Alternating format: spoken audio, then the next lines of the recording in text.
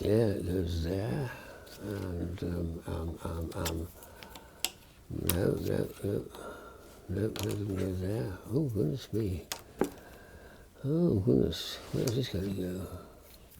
That goes up there. Look at that. Oh, I've nearly done this. This is fun, isn't it? I haven't done this for years and years and years. This has got to come down from there somehow. Oh, it goes there. Of course it does. Oh, that goes there. Look at that. This is a lovely jigsaw puzzle I saw 20 years ago at Nuremberg for small kids. It comes in a box like that with a jigsaw piece like that. And it's only half done because you've got all this fun and games here, which I've never done in a jigsaw before. I've got a number of jigsaws in my collection, but I've never seen this 3D Wild West puzzle, they call it. 3D Wild West. So what you're now going to do is place these according to the picture here. I'll just do the first few here. And they go into slots there. They've got little slots, and they just fit there nicely and jam in place. And this long one goes in the front along here and jams into place. And there's a lovely cactus here which comes in behind here, perhaps here, or something like that.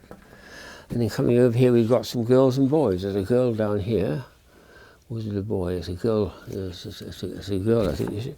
She's right down at the bottom. No, she's there. And then there's a boy and a horse. Oh, he's at the back here somewhere. He's probably here, actually, I think. And I'll put the other one in the back there. Oops. Oh no, that's the sky at the end. There's a sky picture at the end there, which is nice. So you've got the idea. It's a very nice little thing children to play, and to have the fun of a three-dimensional thing at the end, which they can enjoy. This has come out again, so it should have been over here. I don't know where that goes. Oh, hang on, there's another horse. Let's just put him in anywhere. So for children, I think it's a charming idea for a jigsaw puzzle which turns three-dimensional, because at the end of it, you get this lovely idea of a complete scene all sticking up in the air. And on the back, of course, you can't see anything. There's no detail, no picture on the back. But on the front, it's very, very nice. Very simple one. It's only 21 pieces, so any child can cope with that and have a lot of fun with it. So I'm very pleased to have found that. I've never seen it in the shop since then. Perhaps it's just a prototype. I think an Australian company or something like that, something slightly odd about where it came from. They said Netherlands here, so graphics. So a lovely, lovely piece to have and show people. Next one is this one here, which is it's got a little solar detector here, and it's called a flower vase. That's right, flower vase. And this thing here, which you can just take out and put back in again, and it's got a little turn-on mechanism at the bottom, which turns it on and locks it in place. I can't turn it, but anyway, it locks it in place. And even quite a low level of light allows these things to wave and waggle, which is very charming.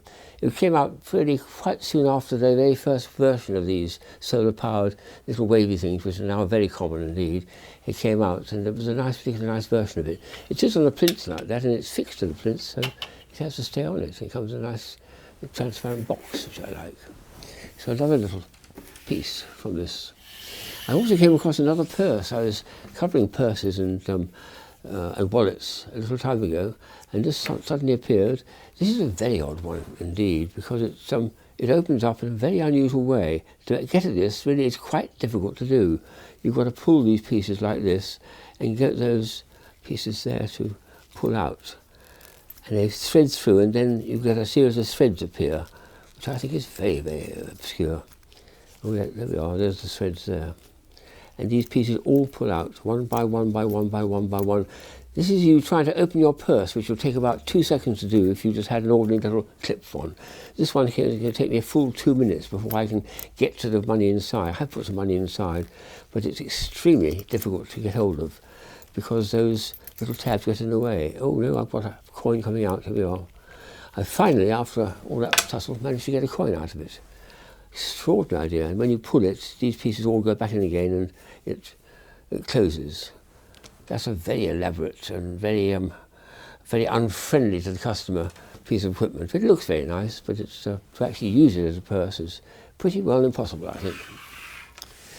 These stretchy things, I'm very fond of these banners, which have got what they call memory plastic here. It's a form of plastic which, at a certain temperature, will remember the shape it's taken. So we'll just see which way around it's this, like this. You put this, I think it's a windscreen for a car actually, to stop a car overheating in the summer heat.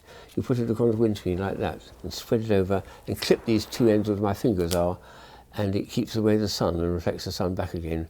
Stops your seats are sitting on getting too heated up. Very nice one. And the other thing they use it for is football banners or teams and things. So this is some team called, it's got that, it's got, yes, it's, when there's a goal you do this side and say, "Go!" And then you sort of something come on, Orns, you Orns, I don't know what they are, that means, perhaps you know. But that's a typical thing for football fans on the stands and the terraces to wave when they're shouting and yelling for their team. The last item is Contravision, something a British chap invented years ago, where one side's blank, and that normally goes on the inside of a bus window. You typically see these.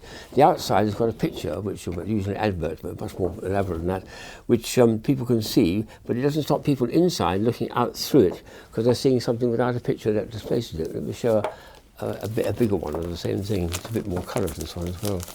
These were the very first ones, I think, that came out of this extraordinary scientific invention or technical invention. So that way I can definitely see a very clear picture. This side I see no picture at all, but I can see through you to the camera. So it's a nice way of demonstrating it. Nice things you get, just a complete mixture from the case of 2005, which is 20 years old, but much cherished.